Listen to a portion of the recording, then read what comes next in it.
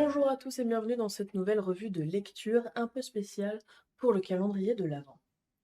Aujourd'hui, on va revenir sur la saga du Quatrième Ordre. Pour ceux qui suivent déjà la chaîne depuis quelques temps, vous savez ô combien j'aime cette saga. Et donc vous savez également que je ne serai absolument pas objective dans ma revue. Déjà que les revues n'ont pas pour objectif d'être objectives, ce sera bien pire ici. Le Quatrième Ordre donc a été écrit par Mathieu Valentin. C'est une saga en 4 tomes qui sont parus entre 2014 et 2017. On va suivre les aventures de Bibi, un guerrier mage, dernier représentant de son ordre dans le monde connu. Il va donc s'y faire des amis, des ennemis, et son caractère très sauvage va lui apporter pas mal d'ennuis. Je ne vous en dis pas plus concernant l'histoire pour ne pas vous spoiler et pour vous encourager à aller faire votre avis par vous-même. Concernant les qualités de la saga, pour moi l'une des plus grandes qualités, ce sont ses personnages. Que ça soit pour Bibi, pour ses amis ou même les antagonistes, on voit tout le monde évoluer au fur et à mesure des 4 tomes et on voit notamment que le guerrier mage va gagner en sagesse, il va devenir plus stratège. Taro, son meilleur ami, va gagner en prudence. Barnaoul, lui, de son côté, remettra en question son éducation. Et Turbit, l'antagoniste, va gagner en puissance et en rage. En seconde qualité, j'ai noté la cohérence de l'univers. Il y a un lien entre science et magie qui existe. On y fait notamment mention dans le premier tome de bactéries qui sont visibles avec un microscope. On en a déjà parlé lors de la revue de lecture, mais j'y reviens pour une raison très simple, c'est que les éléments qui sont cités dans les premiers tomes ont une continuité jusqu'au dernier tome, puisque à la fin, on retrouve l'intérêt d'avoir parlé des bactéries en question, et on se sert littéralement de ce qui a été créé, de ce qui a été présenté au premier tome, et ça, c'est vraiment incroyable, et c'est vraiment prenant. En troisième qualité, à partir du tome 3, on découvre de nouveaux peuples. Ces peuples ont des langages différents et au lieu d'éluder les paroles ou de les retranscrire mais que on ne sait pas quand est-ce que le personnage comprend ce que dit son interlocuteur ou quoi que ce soit, il y a eu un choix qui est très intéressant de la part de l'auteur, c'est que tous les langages différents sont écrits avec une police différente. Il y a un premier langage qui est en caractères normaux, un second langage qui est en caractère italique et un troisième en gras. Ça permet très facilement de comprendre qui parle quelle langue, est-ce que les gens arrivent à se comprendre, ou est-ce qu'un tel a appris tel langage, et on a vraiment quelque chose de magnifique parce que ça nous permet vraiment de comprendre tout ce qui se dit sans avoir de problème de compréhension de qui comprend quoi.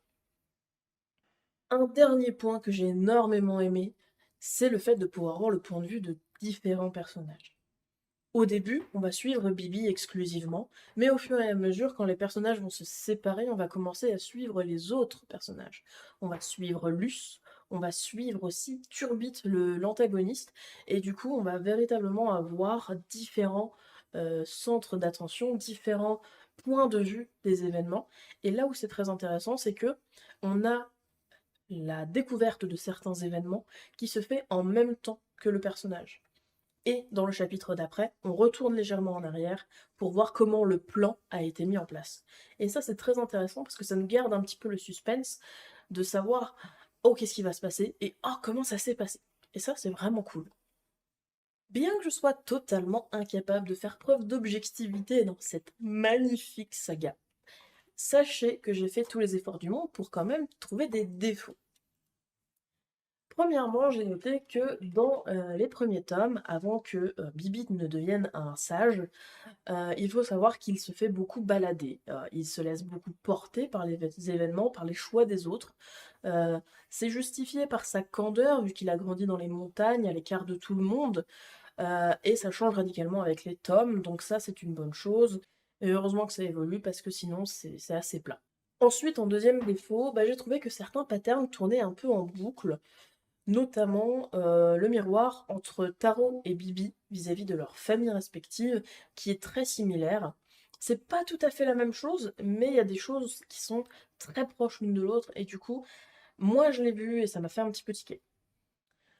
Pour en venir à mon sentiment concernant la saga, je l'ai véritablement adorée, c'est ma saga préférée et globalement, si vous suivez la chaîne, je vous le répète assez comme ça. C'est la saga qui m'a marquée et qui m'inspire à bien des égards, que ça soit dans mes écrits, dans mes JDR ou dans toutes mes références.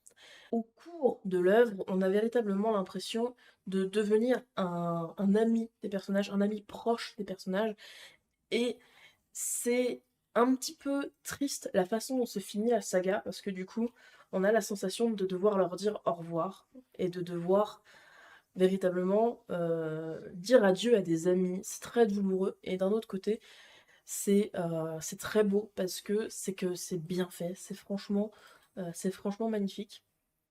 La saga dispose de drama, évidemment, notamment les révélations sur Bibi, sa famille, celle de Luce, celle de Taro. On a aussi pas mal de questionnements sur Bibi, qu'est-ce qu'il va devenir, quelle est sa place dans le monde, est-ce qu'il va trouver sa place, est-ce qu'il est normal, et qu'est-ce qu'il doit faire, comment il doit s'y prendre, est-ce qu'il va y arriver. Il y a beaucoup de questions qui se posent pour Bibi et pour les autres personnages, et la plupart de ces questions ont été cathartiques pour moi, et ça m'a fait beaucoup de bien en fait. On a une certaine dose de cruauté également qui rend un petit peu de crédibilité à l'histoire. On n'est pas dans un monde de bisounours. Et pour autant, on tombe pas dans le gore gratuitement. Donc non, franchement, c'est vraiment pas mal. Ça évite d'avoir quelque chose de trop gentillet. Et on a quelque chose d'assez cru par moment, mais qui nous permet vraiment de nous replacer dans le contexte. N'oublie pas où tu es. Dans les premiers tomes, on a une très belle montée en puissance de Bibi. Et grâce au troisième tome, ça commence à atteindre sa limite. C'est plutôt une bonne chose parce que c'est à ce moment-là qu'on découvre que c'est pas lui le plus puissant, mais du coup, sa plus grande qualité, c'est sa détermination. C'est grâce à tous ses apprentissages qu'il va trouver des façons détournées de gagner, que ce soit des stratégies en combat, la confiance qu'il accorde à ses alliés, etc. Donc évidemment, c'est encore une fois une évolution du personnage de Bibi qui est très intéressante. La seule chose que je regrette, c'est de ne pas en avoir eu plus. C'est un choix personnel, les livres sont déjà très grands chacun de leur côté, et monter à 8 livres, ça aurait peut-être été indigeste, j'en conçois.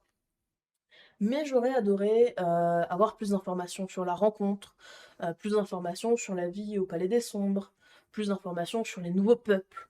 Et évidemment, tout ce qui se passe dans le quatrième tome, j'en aurais voulu plus.